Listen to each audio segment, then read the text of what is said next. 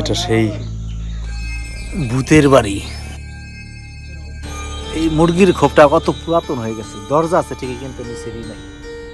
এই বাড়িতে এক সময় মানুষের সমাগম ছিল, এখন নীরব একটা শ্মশান ঘাটের মতো পরিস্থিতি, কেউ থাকে না।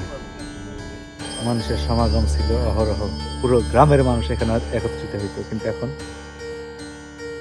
কালের নির্মম ইতিহাস হয়ে গেছে বাড়িটা, কোনো মানুষজন থাকে না।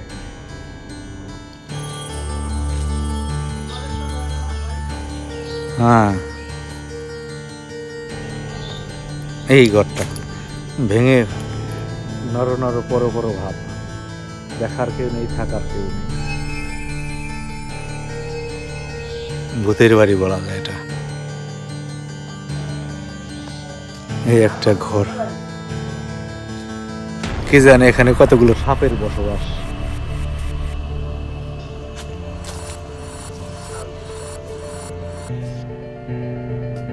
শিয়াল থাকে কিনা কে জানে, রাত্রিবেলা শিয়ালের বসবাস হয়ে গেছে, এখন মানুষের সমাগম নেই।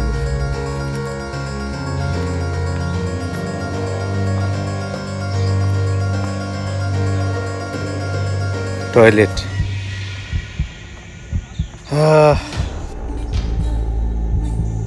টয়লেটের এই অবস্থা, এখানে কেউ যাওয়া নেই, যারা নেই, এখন শুধু দেহের মতো পড়ে আছে সবকিছু।